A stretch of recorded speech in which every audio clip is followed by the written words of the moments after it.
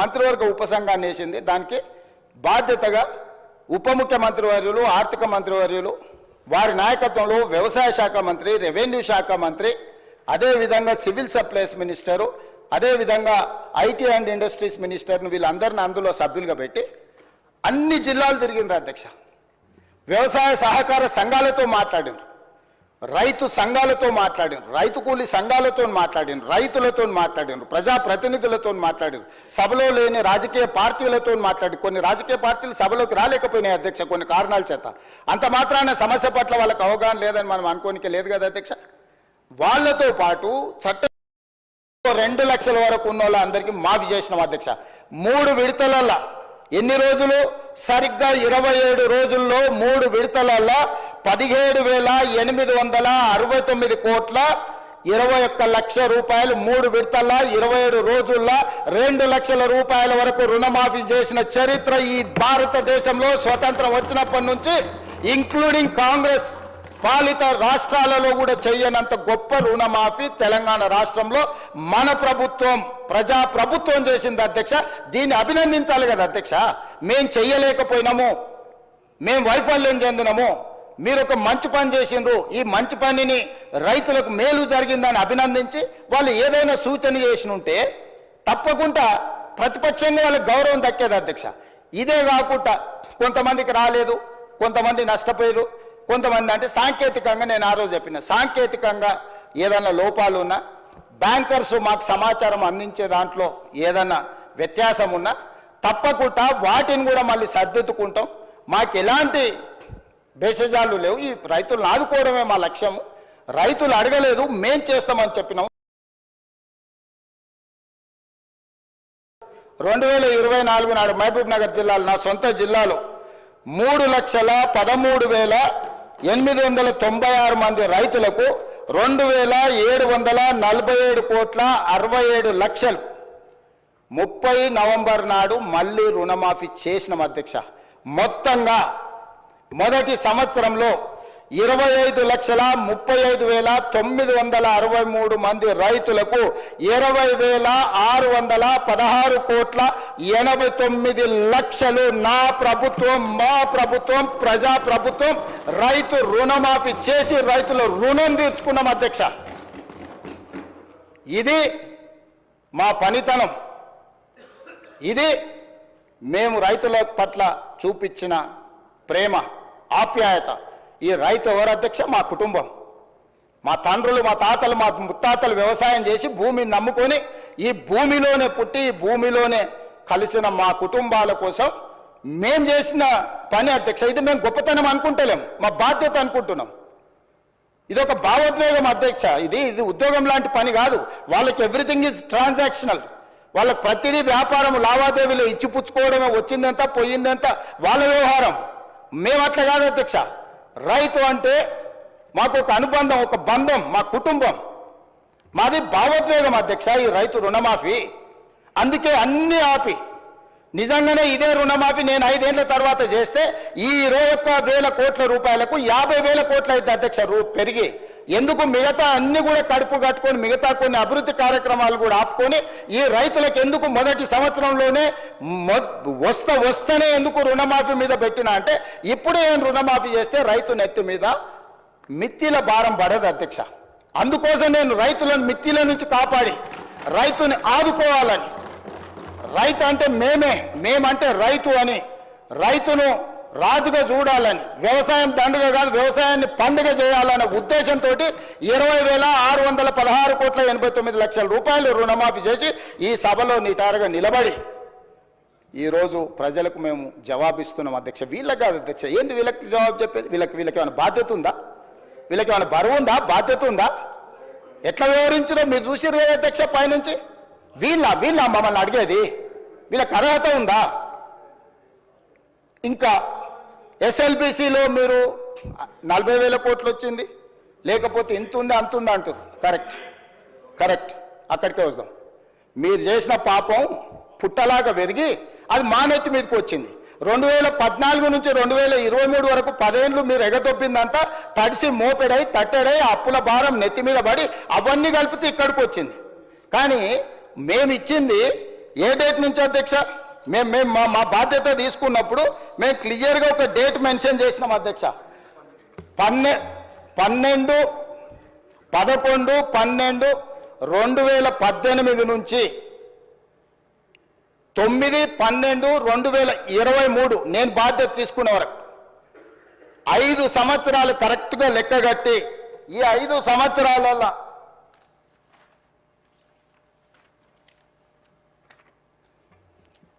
12th December 2018 to 9th December 2023 సరిగ్గా ఈ 5 సంవత్సరాల మధ్యలో రైతులు తీసుకున్న లోన్లను మాత్రమే పరిగణలోకి తీసుకున్నాం. జీవోలు అదే చెప్పినాం అధ్యక్ష.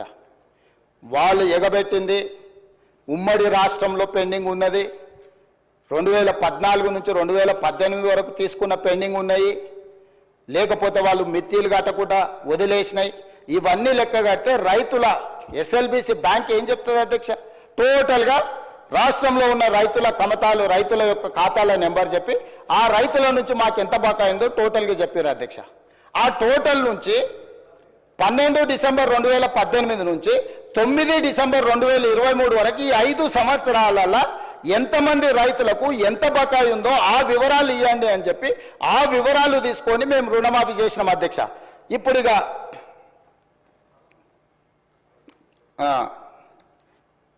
చంద్రశేఖరరావు గారు ఈ సభలోనే చెప్పిండు అనుకుంటా అధ్యక్ష, ఇది మొత్తము రైతుల రుణాలను ఒకేసారి మాఫీ చేయలేము, 8,000 కోట్ల రూపాయలు కావాలి, మా దగ్గర నల్ల డబ్బు లేదు అంటే ప్రభుత్వంలో లేదని వాళ్ళ దగ్గర లేదని అనుకునేవి అధ్యక్ష. స్విస్ బ్యాంకు కూడా అప్పియగలిగినంత శక్తి వచ్చింది అధ్యక్ష. నేను అంతకుముందు ఎమ్మెల్యే అంతకుముందు ఆర్థిక మంత్రిని అడిగిన, అరే ఏడో దాసుడు కష్టం కాదు, 10 పైసలు మిత్తిస్తాం, మా ప్రభుత్వానికి అప్పి రైతులకు రుణమాఫీ చేస్తాను ఒకసారి అడిగిన అధ్యక్ష. ఇట్లనే ఇక్కడ దావతులు ఎదురుపడితే కొంచెం సానుకూలంగానే తల ఊపిండు, కానీ మళ్ళీ బామార్దికి కోపం వస్తుందని జర వెనక తగ్గినట్టు అనిపించింది అధ్యక్ష. ఇవాళ ఈ రాష్ట్రం ఉన్న 7 లక్షల కోట్ల అప్పు కూడా కట్టాలంటే ఏం లేదు అధ్యక్ష. వాళ్ళకిన ఒక్కసారి మన దిక్కు చూసిరంటే రాష్ట్రం అప్పంతా కట్టవద్దు అధ్యక్ష, ఎందుకంటే అంతా అక్కడికే చేరింది కదా. సో రైతులకు ఇవ్వడానికి 8,000 కోట్ల రూపాయలు కూడా నా దగ్గర లేవు అని చెప్పి ఈరోజు రైతుల కోసమే మేము బ్రతుకుతున్నాం, రైతుల కోసం మేము ప్రాణాలు ఇస్తాం, రైతుల కోసం మా కిడ్నీలు కూడా ఇస్తాం. ఏంది అధ్యక్ష? మీరు ఒకవేళ ఇచ్చినా కూడా మీకున్న షుగర్ లెవెల్స్కి అవి పనికిరావు అధ్యక్ష. ఒకవేళ మీరు ఇద్దామని ముందుకు వచ్చినా ఆ పరిస్థితి లేదు తీసుకోవడానికి. సో మీరు ఏం చేసిండ్రో వెనక్కి తిరిగి చూసుకోకుండా ఎందుకు అధ్యక్ష నాకు ఈ పాపం, నాకు ఈ శిక్ష? మీరు చేసిన పాపాలన్నీ నేను చదవాల్సి వస్తుంది అధ్యక్ష. ఇది నాకు శిక్షలాగా అయిపోయింది. ఈ శిక్ష నాకు వద్దు అధ్యక్ష. నేనేమంటున్నా అంటే నేను ఒక పాజిటివ్ దృక్పథంతో ముందుకు వెళ్ళాలనుకుంటున్నా. కాబట్టి దయచేసి రుణమాఫీ చేస్తే సరిపోతుందా? జీతాలు పింఛన్లు ఇవ్వద్దా? ఇప్పటిదాకా ప్రభుత్వ ఉద్యోగస్తులకు కూడా ఇవ్వండి, లక్షల కోట్ల జీతాలు వచ్చేటోళ్ళకి ఇవ్వండి, ఐఏఎస్లకు ఐపీఎస్లకు కూడా ఇవ్వండి, టాటాలకు బిర్లాలకు కూడా ఇవ్వండి. ఆయన దోస్తు అదానికి ఆయనకు ఫ్లైట్ ఇచ్చి దావత్ చేసుకుని అదానికి ఇవ్వమంటాడు. ఇటలీ నుంచి నిన్నమన్న యునైటెడ్ కింగ్డమ్ నుంచి వచ్చింది కదా ఎఫ్ఈఓ సిఓ కూడా ఇక్కడ భూమి కొంటే ఆయనకు కూడా ఇవ్వమంటాడు. ఎట్లా ఇంత బాధ్యత లేకుండా ఇట్లా మాట్లాడుకుంటూ పోతే ఇది ఏ రకంగా సమంజసం అధ్యక్ష? అదేవిధంగా అధ్యక్ష, అందుకే అదేవిధంగా అధ్యక్ష ఈరోజు నువ్వు ఎంత అరిసినా ఆయన నీకేమి ఇయ్యాడు. ఇప్పుడు నువ్వు ఆయన పేరు ఎంతో తలుచుకున్నా పాపం ఇప్పుడేం వరం ఇచ్చేటట్టు లేడు. సో ఈరోజు అందుకే రాష్ట్రానికి వచ్చిన 100 కూడా మన స్కిల్ యూనివర్సిటీ కోసం 100 కోట్లు తెలంగాణ యువత కోసం తీసుకుంటే కడుపు మండి మాకు రాలేదని అక్కస్తోటి నానా యాగి చేస్తే ఆ పిల్లల స్కిల్ డెవలప్మెంట్ యూనివర్సిటీకి తీసుకున్న 100 కోట్లు కూడా వాపసు ఇవ్వాల్సి వచ్చింది అధ్యక్ష. ఇది రాష్ట్రానికి నష్టం. నాకేం నష్టం అధ్యక్ష? నేను చెప్పిన ఇది రాష్ట్రానికి తీరని నష్టం జరుగుద్ది, రాష్ట్రానికి తీరని నష్టం జరుగుద్ది అని చెప్పిన అధ్యక్ష. అందుకోసమని ఇవాళ వీళ్ళు ఈ రకంగా మాట్లాడిండ్రు అధ్యక్ష. ఈరోజు మిగతా 2 లక్షల పైన ఉన్న వాళ్ళ గురించి కూడా మా మిత్రుడు శంకర్ అది కూడా చేస్తే బాగుంటుంది అని మేము ముందే చెప్పినాం అధ్యక్ష. అసలు మా ఎన్నికల మేనిఫెస్టోలో ఏముందో ఒకసారి చూడమని చెప్తున్నా. నేనేమన్నా 2 లక్షల వరకు ఎవరి రైతులకైతే అప్పు ఉందో అప్పు తీరుస్తామన్నాం. ఈరోజు ఇంకా ఏదైనా 2 లక్షల లోపల ఎవరిదైనా తప్పు పడ్డా ఇంకేదైనా పడ్డా ఇంకేదైనా సవరించేది ఉన్నా మీ లెక్కలు తీసుకొచ్చి ఇవ్వండి, మీ లెక్కలు ఇవ్వండి. వినడానికి నిజాలు వినడానికి ఓపిక ఉండాలి అధ్యక్ష. నిజం వినడానికి ఓపిక ఉండాలి అధ్యక్ష. నిజం అనేది కొంచెం చేదుగుంటుంది అధ్యక్ష. ఈ చేదు గుళికలు కొంచెం మింగాల్చే, ఎందుకంటే 10 ఏళ్ళు చేసిన పాపాలకు ఇది తప్పదు అధ్యక్ష. ఇది చాలా చిన్న శిక్ష అధ్యక్ష. ప్రజలు విధించిన శిక్ష ముందు ఇది చాలా చిన్నది, వినాలి వాళ్ళు, ఎందుకంటే మంచి చెప్తున్నప్పుడు నేర్చుకోవాలి. అదేవిధంగా అధ్యక్ష, ఇక అప్పుల గురించి పదే అప్పులు ఇట్లా తెచ్చారు, అప్పులు అట్లా తెచ్చారు, మేము తెచ్చిన అప్పులు అదేదో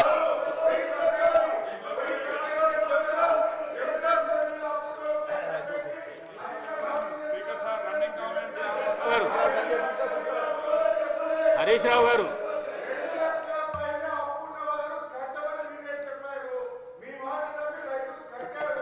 రావు గారు అధ్యక్ష, అవకాశం వచ్చినప్పుడు అధ్యక్ష నేను మళ్ళీ తమరి ద్వారా చెప్తున్నా, మాట తప్పని మడమ తిప్పని రాజకీయ పార్టీ కాంగ్రెస్ పార్టీ.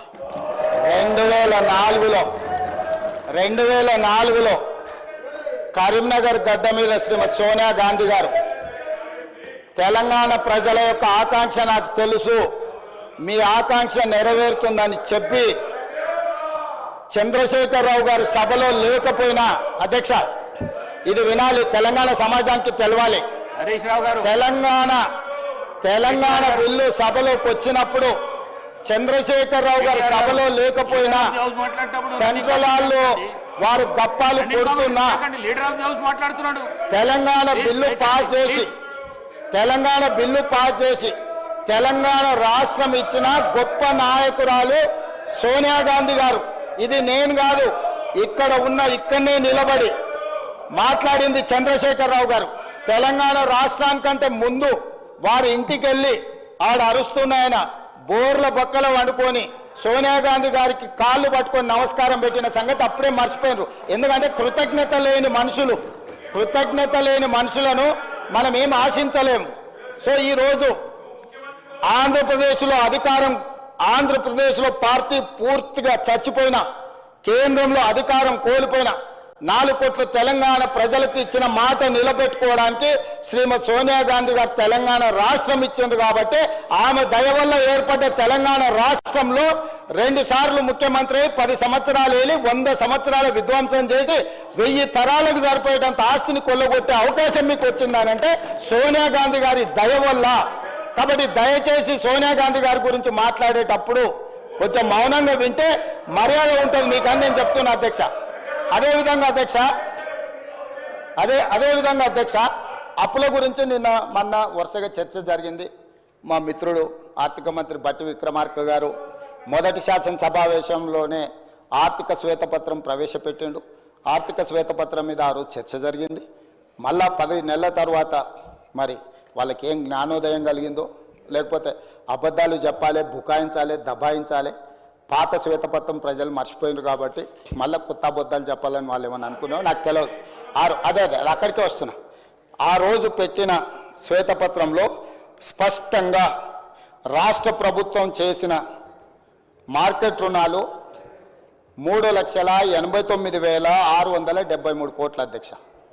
అదేవిధంగా special purpose vehicles public corporations గ్యారంటీలు ఇచ్చి ప్రభుత్వమే చెల్లించే రుణాలు అధ్యక్ష 1,27,208 కోట్లు యాక్చువల్గా ఆ రోజు శ్వేతపత్రంలో పెట్టింది.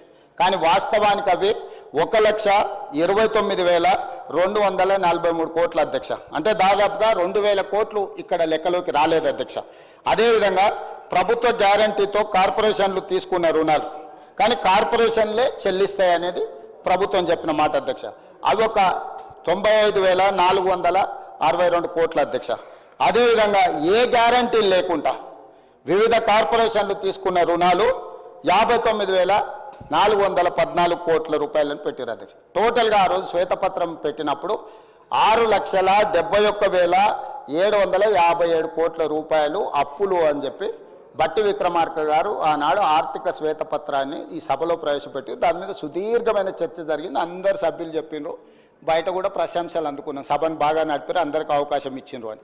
ఎందుకంటే నిజాలు వాస్తవాలు ప్రజలకు తెలవాలి కాబట్టి చర్చ చేసినాం. ఇవి కాకుండా ఆ రోజు ఈ లెక్కలో చెప్పనివి ఏంటి అధ్యక్ష అంటే, వీళ్ళు పనులు చేయించుకొని బకాయిలు పెట్టి, అంటే ఇప్పుడు సర్పంచులు ధర్నాలు చేస్తారు, ఆ సర్పంచులకు ఎన్నికలలో వాళ్ళని ఉపయోగించుకుందామని వాళ్ళకి శాంక్షన్స్ ఇచ్చి వాళ్ళతో పనులు చేయించి వాళ్ళ బిల్లులు ఇవ్వకుండా పెండింగ్ పెట్టినాయి.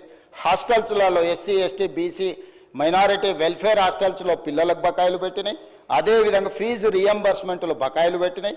అదేవిధంగా రాజీవ్ ఆరోగ్యశ్రీలో పేదల వైద్యానికి బకాయిలు పెట్టినాయి. ముఖ్యమంత్రి రిలీఫ్ ఫండ్ నుంచి రిలీజ్ చేయకుండా పెట్టిన బకాయిలు.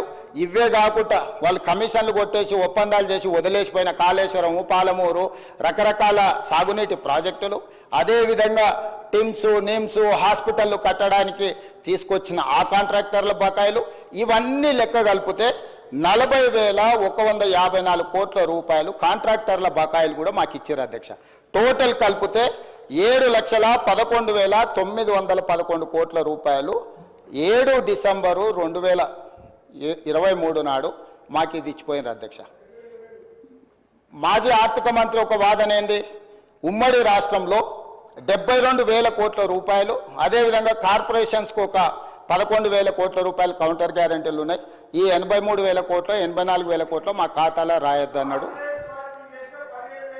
అదే చెప్తా అది కూడా చెప్తా అది కూడా చెప్తా అధ్యక్ష. అట్లాంటి మాట్లాడతారనే వాటిని కూడా తీసుకొని వచ్చిన అధ్యక్ష. ఇంకా కూడా అబద్ధాలు చెప్పాలని ఎందుకు ప్రయత్నం చేస్తున్నాడో నాకు అర్థమైతలేదు. సో అధ్యక్ష, మేమేమన్నాము, మేము అధికారంలోకి వచ్చే నాటికి ఉమ్మడి రాష్ట్రంలో దాదాపుగా 58 సంవత్సరాలు 15-16 మంది ముఖ్యమంత్రులు, ఇంతకుముందు మా జూపల్లి గారు చెప్పినట్టు, వాళ్ళందరూ కలిసి 60 సంవత్సరాలు దాదాపుగా పరిపాలన చేసి 16 మంది ముఖ్యమంత్రులు కలిసి చేసిన అప్పు 72,000 కోట్లయితే, ఒక వ్యక్తి, ఒక్క కుటుంబము, ఒక్క పార్టీ 9.5 సంవత్సరాలు పరిపాలించి 6 లక్షల అంటే ఆ 72,000 కోట్ల వేల ఈ 7,11,000 కోట్ల నుంచి ఆ 72,000 కోట్లు తీసేస్తే కూడా అధ్యక్ష 6,40,000 కోట్ల రూపాయలు వీళ్ళు అప్పులు తీసుకొచ్చారు అధ్యక్ష. ఇంకా సిగ్గు లేకుంటే మాట్లాడతారేంటి అధ్యక్ష? అంటే ఒక్క వ్యక్తి, ఒక్క కుటుంబము, ఒక్క పార్టీ 9.5 సంవత్సరాలు పరిపాలించడానికి అవకాశం ఇస్తే 6,30,000 కోట్ల రూపాయల అప్పు వాళ్ళు చేస్తే, కాంగ్రెస్ పార్టీ పరిపాలించిన 60 ఏళ్ళు తెలుగుదేశం కూడా మా ఖాతాలనే కలిపితే 16 మంది ముఖ్యమంత్రులు కలిసి చేసిన అప్పు ఎంత అధ్యక్ష? 72,000 కోట్లు. 72,000 కోట్ల అప్పుల్లో మేము నిర్మించిన నిర్మాణాలు ఏంటి అధ్యక్ష? నాగార్జున సాగరు, శ్రీశైలము, భీమా, నెట్టంపాడు, కోయిల్ సాగరు, కల్వకుర్తి, శ్రీరామ్ సాగరు, జూరాల, మన దేవాదుల ఎత్తిపోతల, అదేవిధంగా ఎల్లంపల్లి శ్రీపాద, ప్రాణహిత చేవెళ్లలో అప్పటికే 10-12 కోట్ల రూపాయలు ఖర్చు పెట్టి, ఇవే కాకుండా హైదరాబాద్కు గోదావరి కృష్ణానది జలాలు, ఔటర్ రింగ్ రోడ్డు, అంతర్జాతీయ ఎయిర్పోర్టు, మెట్రో రైలు, ఐటీ కంపెనీలు, ఇట్లా ప్రపంచానికి ఆదర్శంగా నిలబడే విధంగా విశ్వనగరంగా హైదరాబాదును మేము అభివృద్ధి చేసినాం అధ్యక్ష. ఆ అభివృద్ధితో ఈరోజు ధనిక రాష్ట్రంగా ఎట్లా మారింది అధ్యక్ష? ఆనాడు 16 మంది ముఖ్యమంత్రులు నిబద్ధతతో, చాలా బాధ్యతతో, చాలా జాగ్రత్తగా, రోసయ్య గారు 15-16 సార్లు ఆర్థిక మంత్రిగా బడ్జెట్ ప్రవేశపెట్టి రూపాయి లెక్కగట్టి గల్లెపెట్టెను భద్రంగా దాచిండు. కాబట్టి మిగులు రాష్ట్రంగా మీకు అప్పచెప్తే మిగులు రాష్ట్రాన్ని దివాలా రాష్ట్రంగా దీపించింది మీరు. మౌనంగానే ఉండకుండా మళ్ళీ ఎగబడి ఎదురుదాడి చేస్తున్నారు అధ్యక్ష. మీరే ఆలోచన చేయండి అధ్యక్ష. దాదాపుగా ఒక 56 నుంచి 2014 వరకు లెక్కేసుకుంటే ఒక 58 ఏళ్ళు అంతకంటే ముందు లెక్కేస్తే కూడా 60 సంవత్సరాల పైగా 16 మంది ముఖ్యమంత్రులు ఈ ఉమ్మడి రాష్ట్రము లేకపోతే హైదరాబాదు రాష్ట్రం కలిపితే మనకు వచ్చిన అప్పు 72,000 కోట్ల రూపాయలు. మనం కట్టిన కండ్ల ముందలు ఉన్నాయి కదా అధ్యక్ష, ఎస్ఎల్బిసి టన్నెలు 32 కిలోమీటర్లు ఆ రోజుకే తొవ్వీరు వెంకటరెడ్డి గారు తీసుకొచ్చిన ప్రాజెక్టులు. ఇట్లాంటి ప్రాజెక్టులు చాలా వరకు 50%, 60%, 70% దాదాపుగా తెలంగాణలో ఉండే 12-13 వేల గ్రామాలకు, వేలాది తండాలకు, గూడాలకు కరెంట్ ఇచ్చిండ్రు అధ్యక్ష, రోడ్లు వేసిండ్రు అధ్యక్ష. తాగునీళ్ళు ఇచ్చిండ్రు అధ్యక్ష, ప్రతి ఊర్లో బడి కట్టిండ్రు అధ్యక్ష, ప్రతి ఊర్లో గుడి కట్టిండ్రు, ప్రతి ఊర్లో తలెత్తితే కనిపించే నీళ్ళ ట్యాంకు ఆనాడు మేం కట్టినాం అధ్యక్ష. ఏ గ్రామానికైనా రోడ్డు అయినా గుడైనా బడైనా తాగడానికి నీళ్ళైనా నీళ్ళ ట్యాంక్ అయినా ఏ కరెంట్ అయినా ఏదైనా ఆ 60 ఏళ్లలో మేము ఇచ్చి మేము మీకు అప్పచెప్పిన రాష్ట్రము 72,000 కోట్ల రూపాయలు అప్పు అయితే ఏమీ ఇవ్వకుండా మీరు చేసింది ఏంటో 10 ఏళ్లలో కూలేశ్వరం కట్టారు. మేము 38,000తో మేము మొదలు పెడితే 1,50,000 కోట్లు చేసిరు. 1,50,000 కోట్లలో ఇప్పటికీ 1,02,000 కోట్లు కాంట్రాక్టర్లకు పేమెంట్ ఇచ్చారు. ఎన్ని ఎకరాలకు నీళ్ళు ఇచ్చిండ్రో తెలుసా అధ్యక్ష? కాళేశ్వరం శ్వేతపత్రం ప్రవేశపెట్టిన ఉత్తమ్ కుమార్ రెడ్డి గారు 50,000 ఎకరాలకు నీళ్లు ఇచ్చారు అధ్యక్ష. కాళేశ్వరం నుంచి 1,02,000 కోట్ల రూపాయలకు కాంట్రాక్టర్లకు బిల్లులు చెల్లించిన ఘనత వహించిన కూలేశ్వరం అందించిన నీళ్లు నికరంగా 50,000 ఎకరాలు. కరెంటు బిల్లు 11,000 కోట్లు 10,000 కోట్లు అయింది. మరిగా విద్యుత్ శాఖ మంత్రి వచ్చినాక ఆ లెక్కలు తీస్తాడు. అంటే ఆ 50,000 ఎకరాల పండించిన పంట కరెంటు బిల్లు కూడా సరిపోదు అధ్యక్ష. రైతుకి ఇచ్చుడు ఇచ్చిపెట్టు, రైతుకు కనీస మద్దతు ధర కానీ రైతుకు బోనస్ ఇచ్చిపెట్టు, ఆ 50,000 ఎకరాలలో పండించిన పంట మొత్తం అమ్మి తీసుకొచ్చి కడితే కూడా వీళ్ళు లిఫ్టుల కోసం ఖర్చు పెట్టిన కరెంటు బిల్లుకు సరిపోదు అధ్యక్ష. ఇది వాళ్ళు చేసిన సాధించిన ఘనత గొప్పతనం. ఇంకా బుకాయించడము, దబాయించడము, ఎదురుదాడి చేయడము, స్పీకర్ స్థానం మీద దాడి చేయడము, ఏమి బెదిరింపు రాజకీయాలు ఎంతకాలం నడుస్తాయి అధ్యక్ష? ఇట్లనే బెదిరిస్తే నిజాం ఏమైంది అధ్యక్ష? కాసిం రిజ్వీ ఏమైంది అధ్యక్ష? గిట్లనే చేస్తే ఎక్కడికి పోయారు బ్రిటిషర్స్? ఎక్కడికి పోయారు అధ్యక్ష గిట్లనే చేస్తే? ఏంటి అధ్యక్ష ఇది? అధ్యక్ష అందుకే నేనేమంటున్నా, మిత్రుడు ఇంకో మాట చెప్పిండు, మీరు వచ్చిన 11 నెలల్లో 1,27,000 కోట్ల రూపాయలు అప్పు చేసిండని చెప్పిండు మిత్రుడు. సంతోషం. లెక్క నుంచి అన్నది ఏని ఆయన సోర్స్, ఆయన ఇష్టం. ఆయన సోర్స్ ఏందని నేను అడుగుతలేను. నేను ఆయన సోర్స్ ఏందని అడుగుతలేను. నేను వారికి అప్పచెప్పినప్పుడు ఒక్క నిమిషం ఓపిక పట్టురు. నిన్న రోజుల కొద్ది మీరు మాట్లాడిన ఒక్క మాట కూడా నేను మాట్లాడలే. నేను ఇయ్యలే. నేనేమంటున్నానంటే గుడ్ ఆయన ప్రవేశపెట్టిన మొత్తం కాగితాల యొక్క స్పిరిట్ అర్థం చేసుకుంటే మీరు ఇట్లా వితండవాదం చేయకపోయి ఉండేటోళ్ళు. 1,27,000 కోట్ల రూపాయలు అప్పు చేసినామని వారు చెప్పిండ్రు అధ్యక్ష. వారు చెప్పిందే మనం వాస్తవం కింద తీసుకుందాం. వారు చేసిన అప్పు, వారు ఇచ్చిపోయిన అప్పు 7,11,000 కోట్ల రూపాయలు వారు ఇచ్చింది. అదేవిధంగా మేము చేసిన అప్పు 1,27,000 కోట్ల రూపాయలు. రెండు కలిపితే రాష్ట్రం అప్పు ఎంత ఉండాలి అధ్యక్ష? రెండు కలిపితే రాష్ట్రం అప్పు 8,38,911 కోట్లు ఉండాలి అధ్యక్ష.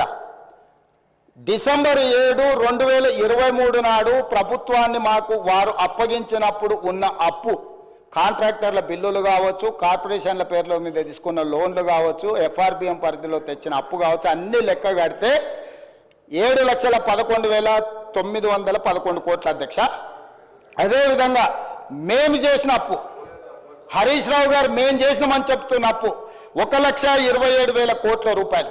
ఈ రెండు కూడితే 8,38,911 కోట్ల రూపాయలు అప్పు కావాలి అధ్యక్ష. అంతే కదా? మరి ఇవాళ రాష్ట్ర ప్రభుత్వం యొక్క అప్పు,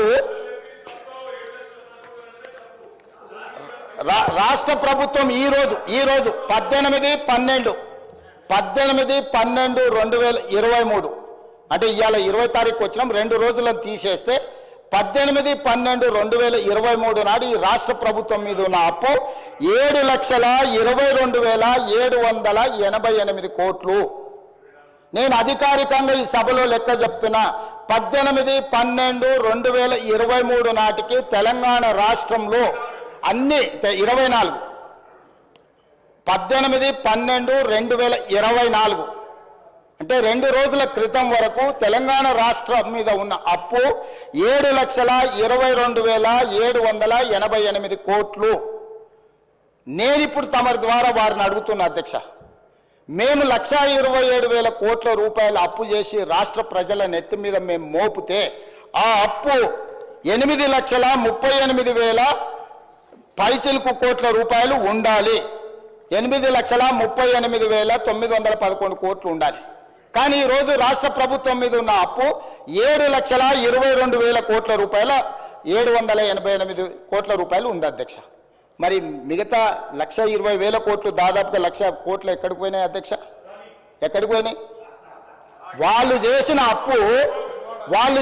అప్పు అసలు మిత్తి కట్టడానికి మేము ప్రభుత్వాన్ని అప్పచెప్పినప్పుడు ప్రతి నెల రాష్ట్ర ప్రభుత్వానికి ఉన్న సంవత్సరానికి భారము అప్పులు కట్టాల్సింది 6,500 కోట్లు. ఇవాళ వాళ్ళు మాకు అప్పచెప్పేటప్పటికి ప్రతి నెల 6,500 కోట్లు. ఆనాడు సంవత్సరానికి చెల్లించాల్సిన కిస్తు ఈ రోజు ప్రతి నెల చెల్లించాల్సి వస్తుంది. 1,27,000 కోట్ల రూపాయల అప్పులు తెచ్చి మేము గజ్వేల ఫామ్ హౌజులు కట్టుకోలే, జన్వాడలో ఫామ్ హౌజులు కట్టుకోలేదు, మోయినాబాద్లో ఫామ్ హౌజులు కట్టుకోలేదు, లేకపోతే ధరణిలో మేము భూములను కబ్జా పెట్టుకోలే. ఎక్కడికి పోయినాయి అధ్యక్ష? వాళ్ళు చేసిన పాపం. వాళ్ళు 10 ఏళ్ళ బొచ్చెడు తప్పులు, పుట్టెడు అప్పులు. వాళ్ళు చేసిన తప్పులను సరిదిద్దడానికి, వాళ్ళు తెచ్చిపెట్టిన అప్పులను కట్టడానికి, అప్పులు కట్టడానికి మళ్ళీ అప్పులు చేయాల్సి వచ్చింది అధ్యక్ష. వాళ్ళు చేసిన అప్పులకు మిత్తిలు కట్టాలంటే మళ్ళీ బ్యాంకులో పోయి తేవాల్సి వచ్చింది అధ్యక్ష. ఇవాళ మేము ఎన్ని 1,00,000 కోట్లు తెచ్చినా, 1,27,000 కోట్లు తెచ్చినా వాళ్ళు పెట్టిన పాపం, వాళ్ళు పెట్టిన పాపాల పుట్టను తిరిగి చెల్లించడానికి తల తాకట్టు పెట్టి ఈరోజు మేము పేద రైతులకు ఈరోజు రైతు భరోసానో, లేకపోతే వారు కోరుకుంటున్న కౌలు రైతులకో, ఇంకొకరికో, లేకపోతే మహిళలకు ఇస్తున్న డబ్బులు ఎందుకు ఇవ్వలేకపోతున్నాం అధ్యక్ష? ఫీజు రియంబర్స్మెంట్ ఎందుకు సమయానికి ఇవ్వలేకపోతున్నాం? హాస్టళ్ల బిల్లులు ఎందుకు సమయానికి మేము కట్టలేకపోతున్నాం? ఎందుకు తులం బంగారము కళ్యాణ లక్ష్మి షాది ముబారక్లో ఇవ్వలేకపోతున్నాం? ఇవన్నిటికీ ఉన్న ఆదాయం మొత్తం, తెస్తున్న అప్పులు మొత్తం వాళ్ళు చేసిన పాపాలకు చెల్లించడానికే పోతుంది అధ్యక్ష. ఇదే 1,27,000 కోట్లు, ఇదే 1,27,000 కోట్లు నా దగ్గర ఉంటే వాళ్ళు చేసిన పాపాలకు, వాళ్ళ తప్పులకు, వాళ్ళ అప్పులకు చెల్లించే భారం నా మీద పడకపోయి ఉంటే ఈ 1,27,000 కోట్లతోని తెలంగాణ రాష్ట్రంలో అద్భుతాలు సృష్టించేటోని అధ్యక్ష. నేను ఏ రైతు కూడా అన్ని పండించిన పంటలకు గిట్టుబాటు ధర ఇచ్చి ఉండేటోని అధ్యక్ష. ఇవి ఉండుంటే ఏ పిల్లవాడికి కూడా ఫీజు రియంబర్స్మెంట్ ఒక్క రోజు కూడా బకాయి లేకుండా చెల్లించటోని అధ్యక్ష. ఏ ఆరోగ్యశ్రీ మన హాస్పిటళ్లకు అక్బరుద్దీన్ ఓవైసీ గారు పదే కలిసి ఆరోగ్యశ్రీ బిల్లులు చెల్లించండి, హాస్పిటల్ బతకలేకపోతున్నాయి, డాక్టర్లు జీతాలకు ఇవ్వలేకపోతున్నాం అని చెప్తుంటే అడక్క ముందే నెల అడ్వాన్స్ ఇచ్చి ఉండేటోని అధ్యక్ష. ఇవాళ ఈ రాష్ట్రంలో సంక్షేమ పథకాలు, అది రైతు భరోసా కావచ్చు, లేకపోతే రైతు రుణమాఫీ కావచ్చు, లేకపోతే ఫీజు రియంబర్స్మెంట్ కావచ్చు, ఆరోగ్యశ్రీ కావచ్చు, లేకపోతే పేద ప్రజలకు ఎన్నికల్లో ఇచ్చిన 6 గ్యారంటీలలో ఏదైనా ఒక గ్యారంటీ ఆలస్యమైందంటే ఆ పాపం ఈ పాపాత్ములదే అధ్యక్ష. ఈ పాపాల భైరవులు రాష్ట్రాన్ని అమ్మేసి, కోకపేట అమ్మిరి, ఔటర్ రింగ్ రోడ్ అమ్మిరి, హైదరాబాద్ భూములు అమ్మిరి, హైటెక్ సిటీ అమ్మేసిరి, ప్రతిదీ అమ్మేసింది అధ్యక్ష. వైన్ షాపులు లాస్ట్కు మన ఏమంటారు మన బలహీనతను కూడా 6 నెలల ముందుగానే అమ్మేసుకున్నారు అధ్యక్ష వైన్ షాప్ల పేర్ల మీద. ఒక్క వైన్ షాప్ ఇస్తామంటే 100 అప్లికేషన్లు తీసుకున్నారు, వాళ్ళ పైసలు కూడా వాపసు ఇవ్వలేదు అధ్యక్ష. పాప ఏదో వ్యాపారం అవుతుందని వారు 50,000 కడితే 1,000 కోట్ల రూపాయలు అవి కూడా కొల్లగొట్టి, అంటే వ్యసనాలు ఉన్న వాళ్ళను కొల్లగొట్టారు, వ్యాపారాలు చేసిన వాళ్ళని కొల్లగొట్టారు, 60 ఏళ్ళు మనం సృష్టించిన సంపదను కొల్లగొట్టారు, కాంట్రాక్టర్ల పేరు మీద కొల్లగొట్టారు, బ్యాంకుల పేరు మీద. అధ్యక్ష, ఏమైనా అప్పు తెచ్చుకుంటే మిత్తి అనేది అడుక్కుంటాం మనం. మరే తక్కువ చేయబా మిత్తి, ఎట్లా ఇట్లా అయితే అని. వాళ్ళు తెచ్చిన అప్పు ఎంత రేటుకు తెచ్చినరో తెలుసా అధ్యక్ష? 11.5%. ఉరి తీసినా తప్పు లేదు అధ్యక్ష. 11.5%.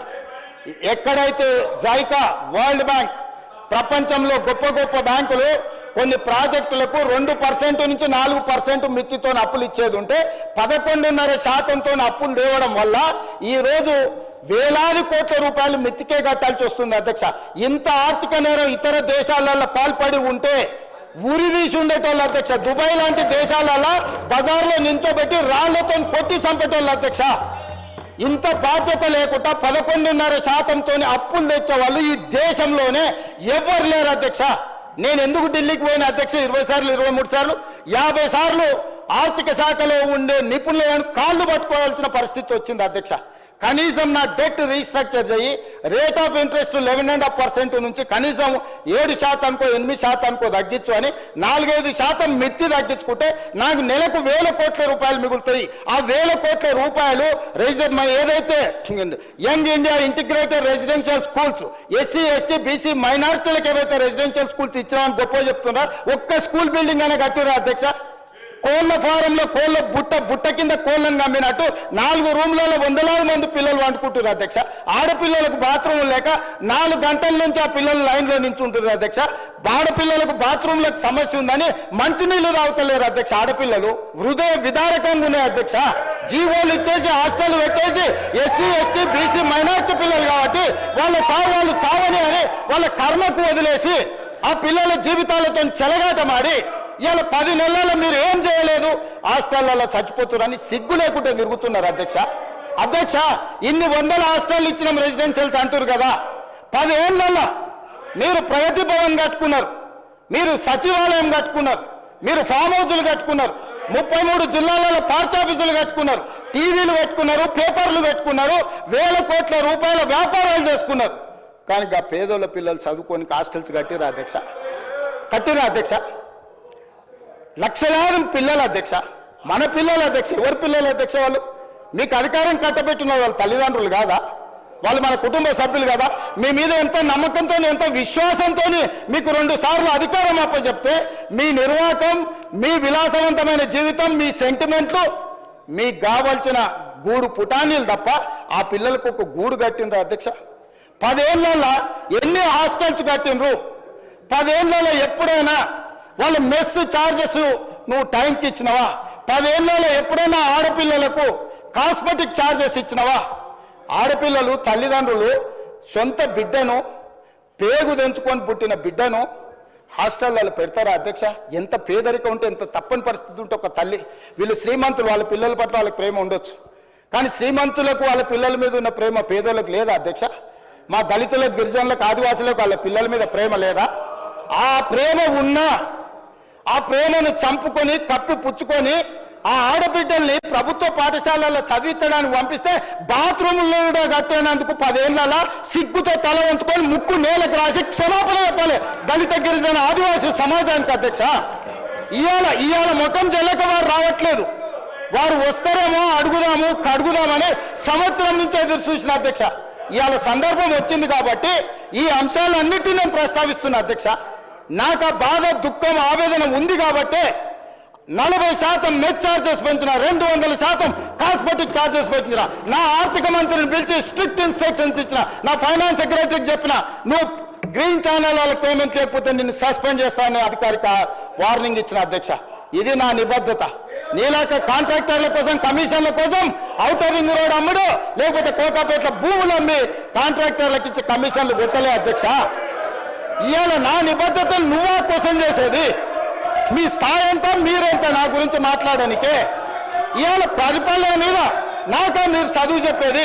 10 ఏళ్ళు సర్వనాశనం చేసి, రాష్ట్రాన్ని తాకట్టు పెట్టి, రాష్ట్రాన్ని బొందలగడ్డ వేసి, 56 లక్షల మంది స్టూడెంట్ జీవితాలతో చెలగాటమాడి, పోటీ పరీక్షలు పెట్టకుండా, బడులు జరపకుండా, 10వ తరగతి పరీక్షలు నిర్వహించలేని సన్నాసులు, 12వ తరగతి పరీక్షలు పేపర్లు తిప్పలేని సన్నాసులు, పబ్లిక్ సర్వీస్ కమిషన్ క్వశ్చన్ పేపర్ల లీకులు, మీరా వచ్చి నాతో మాట్లాడేది అధ్యక్ష. అందుకే అధ్యక్ష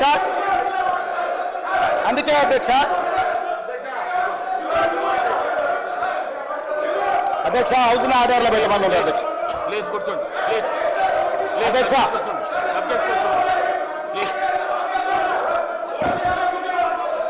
అధ్యక్ష, ఇంతకుముందే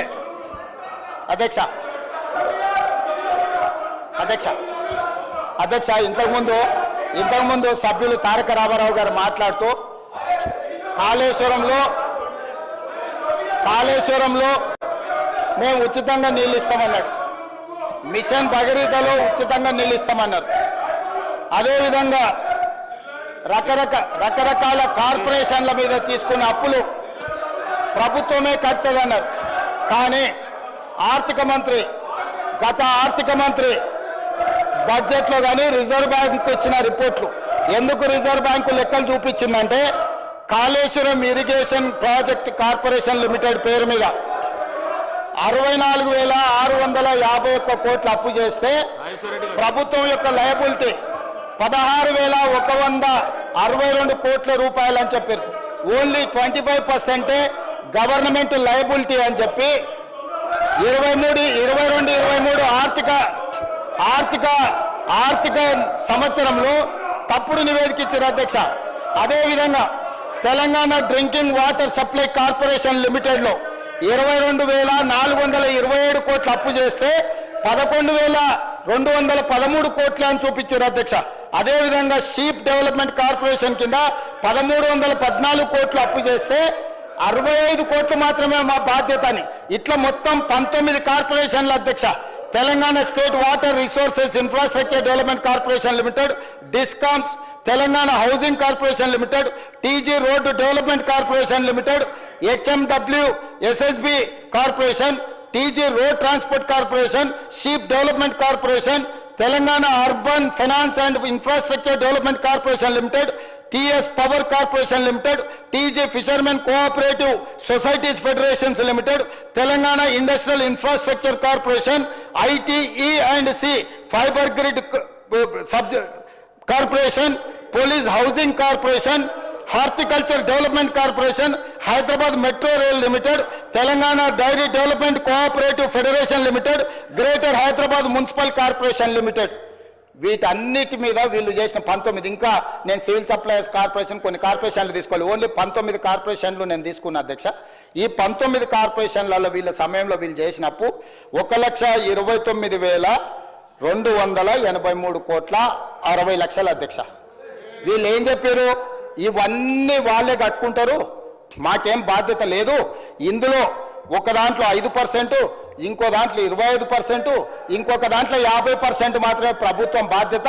ఆ లెక్క ప్రకారము 38,867 కోట్ల రూపాయలని మాజీ ఆర్థిక మంత్రి గారు బడ్జెట్లో చూపించారు.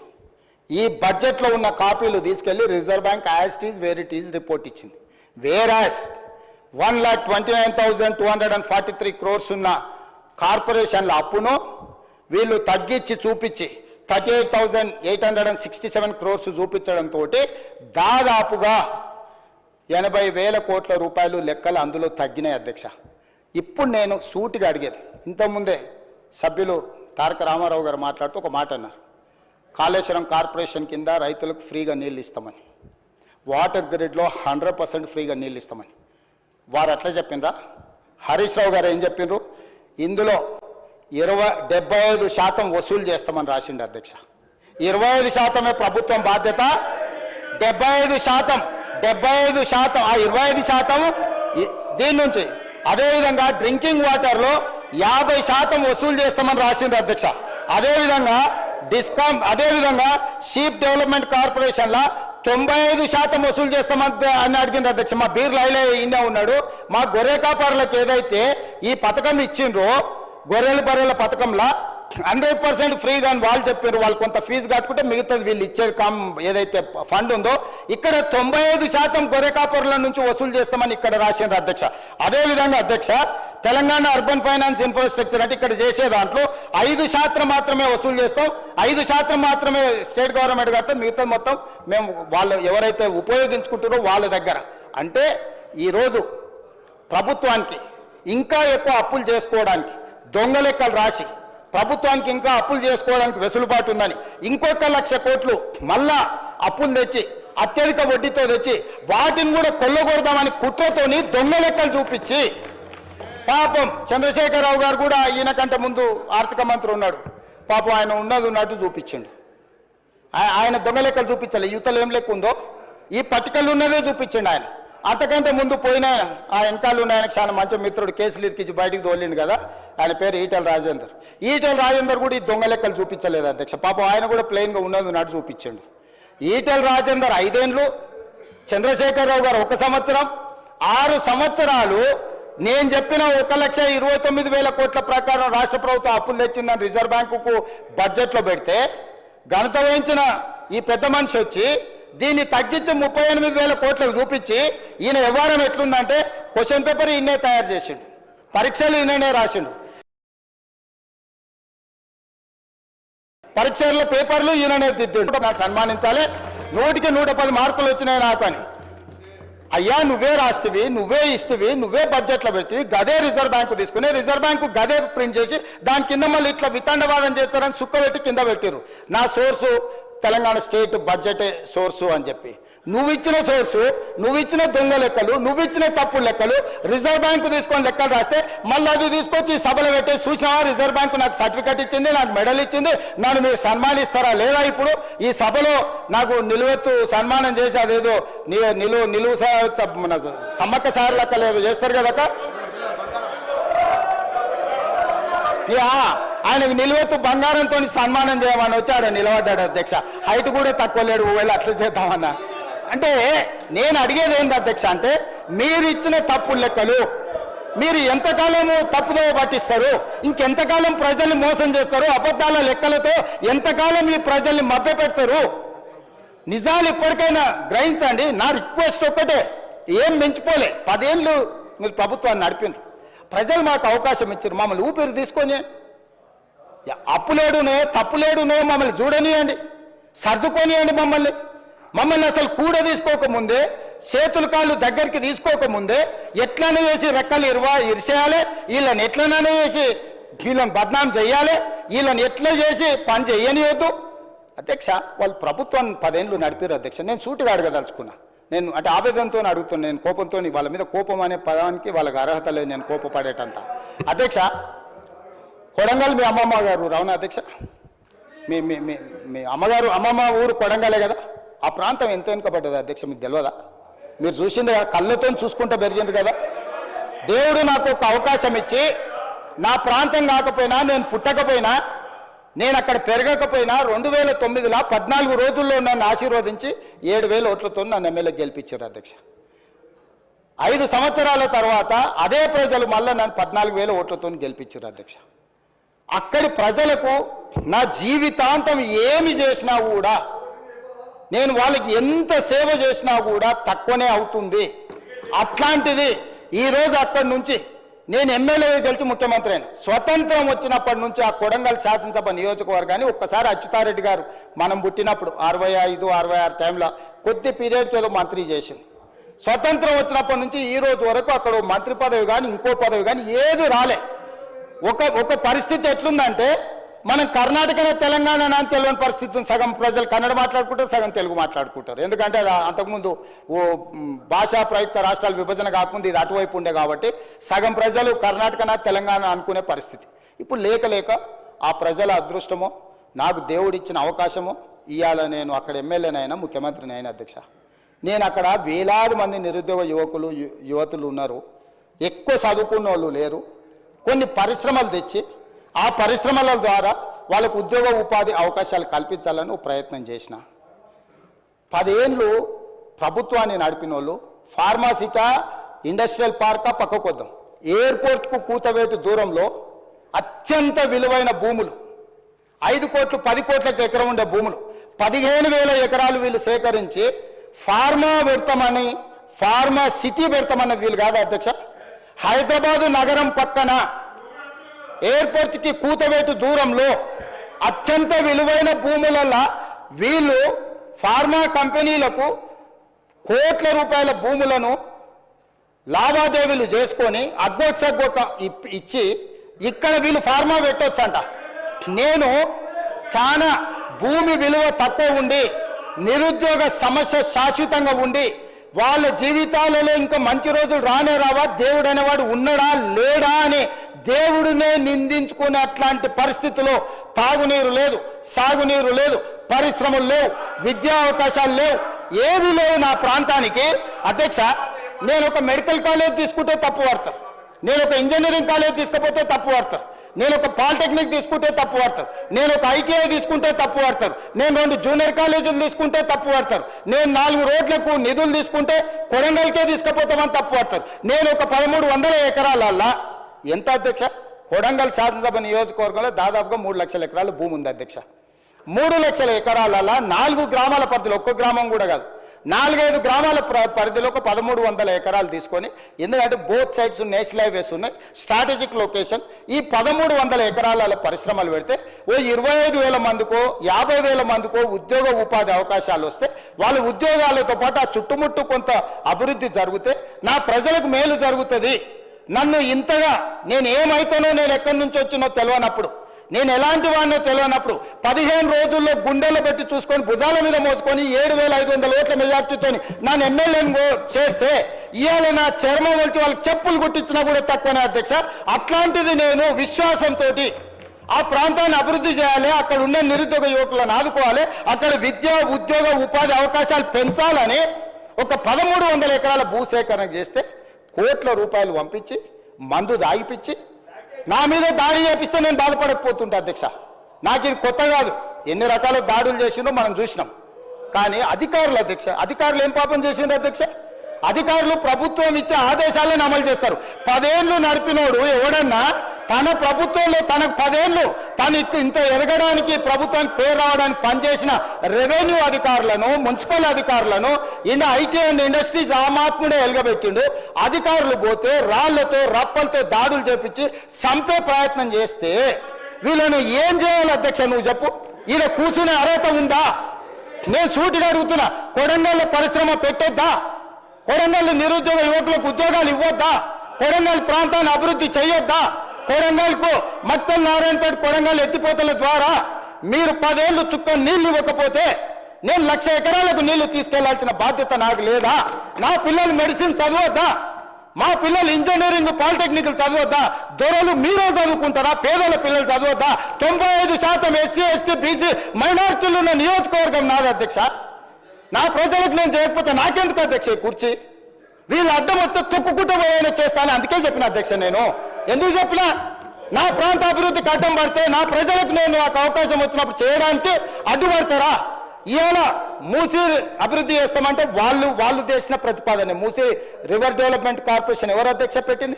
ఈ గత వహించిన ఆయన కదా పెట్టింది. దానికి పార్టీ ఫిరాయించిన ఓ ఎమ్మెల్యేను చైర్మన్ చేయలేదా? ఆయన కూడా మీకు దోస్తే కదా అధ్యక్ష? ఆయన కూడా మీ దోస్తే కదా అధ్యక్ష? ఆయనను చైర్మన్ చేయలేదా మూసీ రివర్ డెవలప్మెంట్ కార్పొరేషన్కి? ఇవాళ మూసీ వేస్తా అంటే వద్దన్నాడు. మెట్రో పొడిగిస్తామంటే వద్దన్నాడు. ఫ్యూచర్ సిటీ కడతామంటే వద్దన్నాడు. రీజనల్ రింగ్ రోడ్ వేస్తామంటే వద్దన్నాడు. రేడియల్ రోడ్ చేస్తే వద్దన్నాడు. రైతు రుణమాఫీ చేస్తామంటే వద్దన్నాడు. పిల్లల ఫీజు రియంబర్స్మెంట్ చేస్తామంటే వద్దంటున్నాడు. ఏంది పిల్లలకు కాస్మెటిక్ ఛార్జెస్ పెంచితే వద్దంటున్నాడు. కొడంగల్ పరిశ్రమ వేస్తా అంటే వద్దంటున్నాడు. ఇక అన్ని వద్దన్నాక అధ్యక్ష ఈ తెలంగాణ రాష్ట్రాన్ని అభివృద్ధి పదం వైపు నడిపించాలంటాడు. ఎట్లా సాధ్యం అధ్యక్ష? ఎట్లా సాధ్యం మీరు చెప్పండి అధ్యక్ష? పరిశ్రమలు పెట్టొద్దంటివి, భూసేకరణ చేయొద్దంటివి, రోడ్లు వేయొద్దంటివి, రైళ్లు తీసుకురావద్దంటివి, రీజనల్ రింగ్ రోడ్డు కట్టొద్దంటివి, రేడియల్ రోడ్ చేయొద్దంటివి, సాగునీటి ప్రాజెక్టులు కట్టొద్దంటివి, దొంగలకు సద్దులు మోయబడుతుంది. దొంగలకు సద్దులు మోసే ఉద్దేశము ఇవాళ మీరు ఇట్లా తయారైతే తెలంగాణ రాష్ట్రం ఎట్లా అభివృద్ధి పదం వైపు నడుస్తుంది అధ్యక్ష? మీరు చెప్పండి. ఏం చేయాలి అధ్యక్ష? నేను ఇన్ని రకాలుగా తెలంగాణను అడ్డుకునేటోళ్ళని ఏం చేయాలనో సభలుండే సభ్యులేగా తెలంగాణ సమాజం కూడా నాకు సూచన చేయాలి అధ్యక్ష. నేను నల్లమల్ల అడవుల నుంచి వచ్చిన అధ్యక్ష, క్రూర మృగాల మధ్యలో పెరుక్కుంటూ వచ్చిన, తొక్కుకుంటూ వచ్చిన అధ్యక్ష. ఇక్కడికి ఉత్తగా రాలే, ఇక్కడ ఉన్నది తొక్కుతే అక్కడ వేయలేదు, అట్లా తొక్కి ఇక్కడికి వచ్చిన అధ్యక్ష. ఉత్తగా రాలే. అయ్య పేరు మీదనో మామ పేరు మీదనో ఎవరి పేరు మీదనో చెప్పుకొని ఇక్కడికి రాలే అధ్యక్ష. స్వశక్తి మీద కష్టపడి వాళ్ళకు ఒకటే సభ చూసారు అధ్యక్ష. జిల్లా పరిషత్ చూసిన, శాసన మండలి చూసిన, శాసనసభ చూసిన, లోక్సభ చూసిన, ఇవాళ ముఖ్యమంత్రికి వచ్చిన అధ్యక్ష. ఏం వాళ్ళకంటే వాళ్ళు అమెరికాలో లేకపోతే ఆంధ్రాలో విజ్ఞానంలో గుంటూరులో చదువుకున్న సాగు తెలివితేటలు ఉండొచ్చు. నాకు సామాన్యుడు తెలివితేటలు అధ్యక్ష. రైతు బిడ్డలు అధ్యక్ష. నేను అడవుల్లో నుంచి వచ్చిన అధ్యక్ష. పులులు ఉంటాయి అధ్యక్ష నేను ఉన్న దగ్గర. పులుల నుంచి, సింహాల నుంచి, మృగాల నుంచి ఎట్లా బయటపడాలో నాకు తెలుసా అధ్యక్ష. అల్లా తప్పగా రాలే. ఆషామాషిగా మాట్లాడితే ఎందుకంటే ఈ హోదా, ఈ బాధ్యత ప్రజల కోసం ఇచ్చిందని, నా వ్యక్తిగతమైన కోపతాపాలతో ఈ బాధ్యత నెరవేర్చొద్దని చాలా ఓపికగా, చాలా మర్యాదగా, గౌరవంగా ఈరోజు ఉన్న అధ్యక్ష. నేను ఒక్కటే అడుగుతున్నా అధ్యక్ష ప్రతిపక్షాన్ని, రీజనల్ రింగ్ రోడ్ వేసుకుందామా వద్దా? రేడియల్ రోడ్స్ వేసుకుందామా వద్దా? మన ఫ్యూచర్ సిటీని కట్టుకుందామా వద్దా? మూసీని నిర్మించుకుందామా వద్దా? మెట్రో రైలును పొడిగించుకుందామా వద్దా, హైదరాబాద్లో ఫ్లైఓవర్లు కట్టుకుందామా వద్దా, హైదరాబాద్లో టన్నెల్స్ కట్టుకుందామా వద్దా. అక్బరుద్దీన్ ఓవైసీ గారిని నేను రిక్వెస్ట్ చేస్తే హైదరాబాద్ అభివృద్ధి కోసం is very much concern about Hyderabad development. ఈ not today. Yes, time and again he has demanded to Rajshekhar Reddy, to Chandrababu Naidu, Rosaiah, to Kiran Kumar Reddy, including Chandrasekhar Rao. But the then government, they never reacted on old city development. I have told clearly, this is not old city, this is original city. I have to develop original city. That is what my commitment, that is what I am doing. So, ఒక సభ్యులు వారితోని వారి యొక్క London నుండి యాదృచ్ఛికంగా నేను request చేసి తీసుకెళ్ళి మనం ప్రపంచ దేశంలో జరిగిన అభివృద్ధిని చూసి మన రాష్ట్రాన్ని మన నగరాన్ని మనం ఎట్లా అభివృద్ధి చేసుకుందాం ప్రయత్నం చేస్తామని సహకారం అడిగిన అధ్యక్ష. మన టీంను పంపించిన సౌత్ కొరియా చూసి రాపోండి అని వాళ్ళ ఎమ్మెల్యేలను ఆబ్సెంట్ చేయించిండు ఒత్తిడి చేసి. నేను ఆల్ పార్టీ కమిటీ పంపించిన అధ్యక్ష. నేను నా ఎమ్మెల్యేలను పంపించాలి, అధికారులను పంపించిన. ఎందుకంటే ఇతర దేశాలలో జరిగిన అభివృద్ధిని చూడడం ద్వారా దుబారా తగ్గించడం ఎట్లా, ప్రపంచంతో పోటీ పడడం ఎట్లా అనే దాంతో నేను కొన్ని దేశాలు తిరిగి వచ్చిన. తమరు చూసి వచ్చారు, south Korea council chairperson Sukhender Reddy గారు చూసి వచ్చిండ్రు, ఎమ్మెల్యేలు పోయి వచ్చిండ్రు. వాళ్ళ ఎమ్మెల్యేలు పోతామంటే ఆఖరి నిమిషంలో వాళ్ళని పోవద్దని ఒత్తిడి చేసి వాళ్ళని పోనీయలేదు అధ్యక్ష. నేను ఒకటే అడుగుతున్నా అధ్యక్ష, ఏం బుద్ధి ఇది అధ్యక్ష, ఏం బుద్ధి ఇది?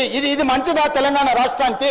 ఇందుకోసమైనా తెలంగాణ రాష్ట్రం సాధించుకున్నది, ఇందుకోసమైనా 1200 మంది విద్యార్థులు ప్రాణాలు త్యాగం చేసి అమరులై తెలంగాణ రాష్ట్రం సాధించుకుంటే, ఆ సాధించుకున్న తెలంగాణను అభివృద్ధి చేసుకునే సోయి మనకు లేకపోతే, సోయున్నోడు చేస్తుంటే కాళ్ళలో కట్టబెట్టి అడ్డం పడి ఇట్లా చేస్తే ఈ దుర్మార్గులను తెలంగాణ సమాజం క్షమిస్తుంది అధ్యక్ష? మీరు చెప్పండి.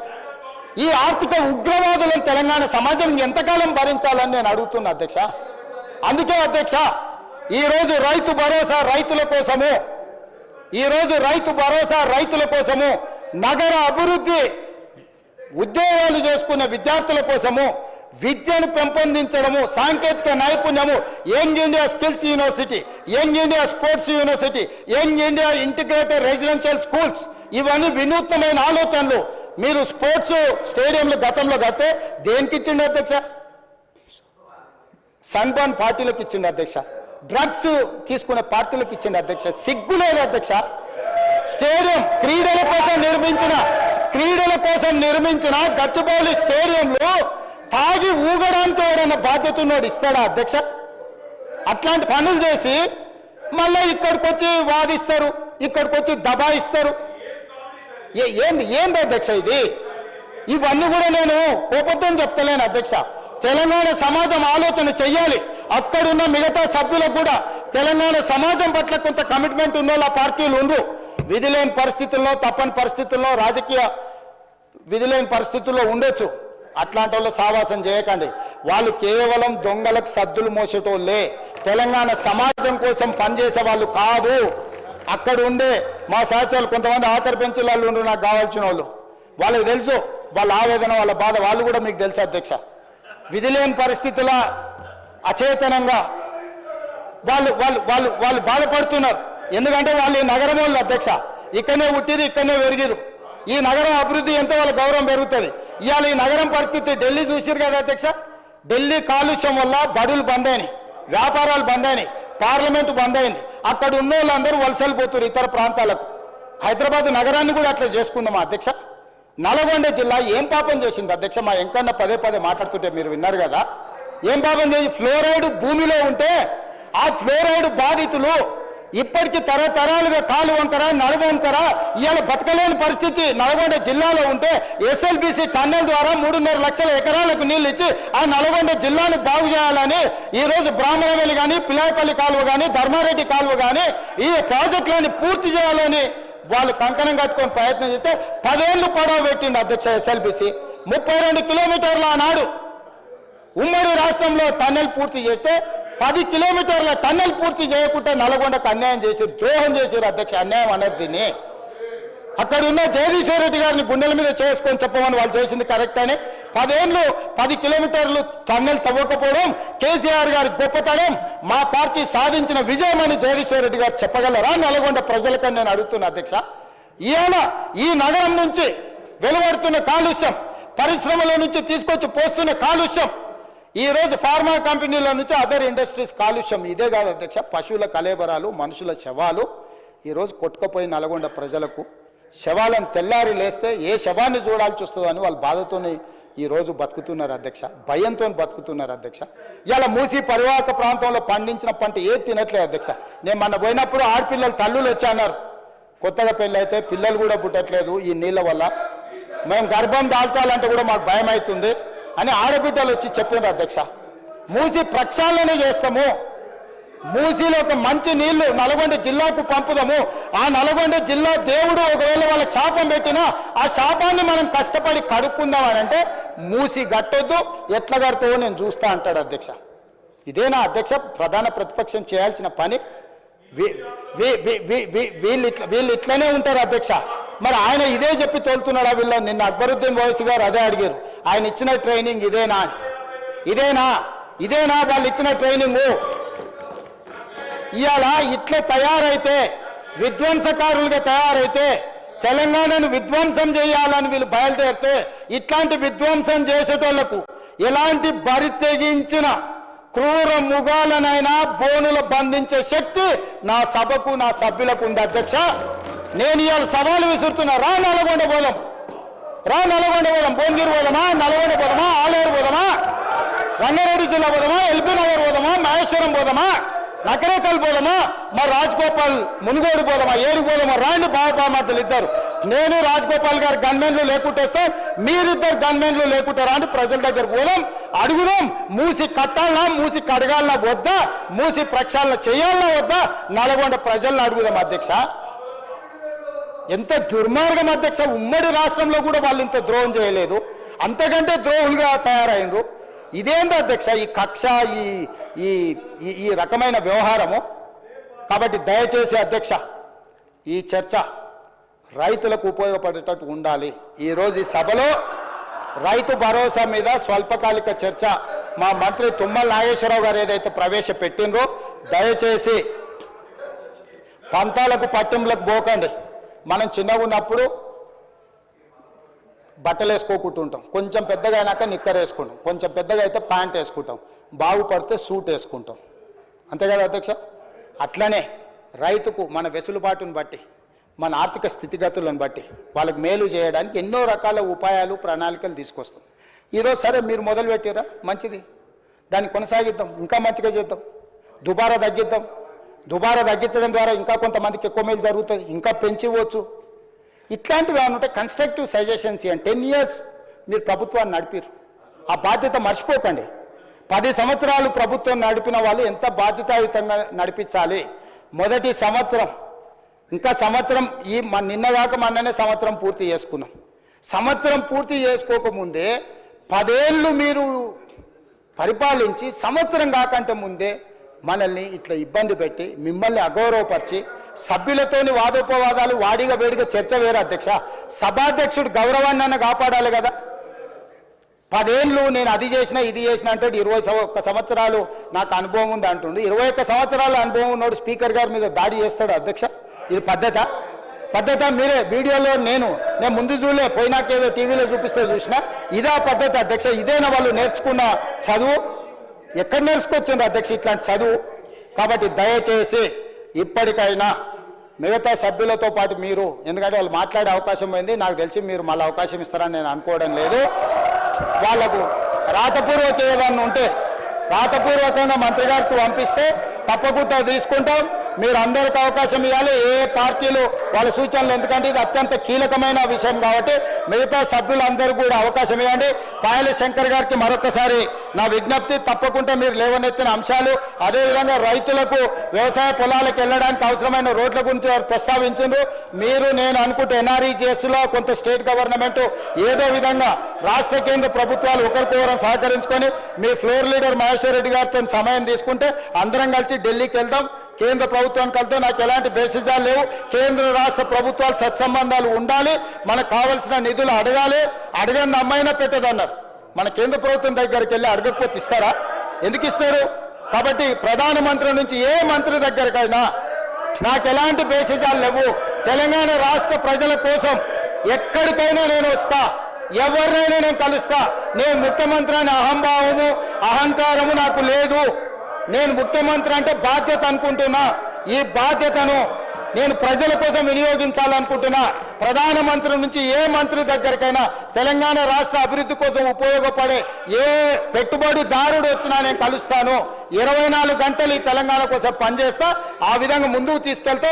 రైతు భరోసా మీద మాట్లాడిన సభ్యులు లేదంటే వాళ్ళకి అవకాశం ఇచ్చి వాళ్ళని కూడా చెప్పనివ్వాల్సిందిగా కోరుకుంటూ సెలవు తీసుకుంటున్నా అధ్యక్ష.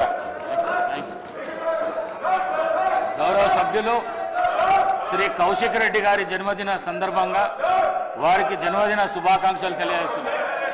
అది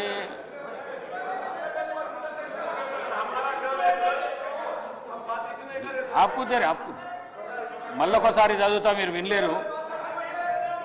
గౌరవ సభ్యులు శ్రీ కౌశిక్ రెడ్డి గారి జన్మదిన సందర్భంగా వారికి జన్మదిన శుభాకాంక్షలు తెలియజేస్తూ రెస్పెక్టెడ్ అక్బరుద్దీన్ ఓవైసీ గారు. Honorable Speaker, sir. Sir, I thank you very much for giving me this opportunity, sir, to participate in the short discussion on Raitu Bharosa, sir. Sir, but the fact is that Honorable Leader of the House and Chief Minister Mr. Revant Reddy Sahab had spoken on this Raitu Bharosa as well, farming sector as well. And he's also spoken on the state finances also. So I'm really now confused, sir,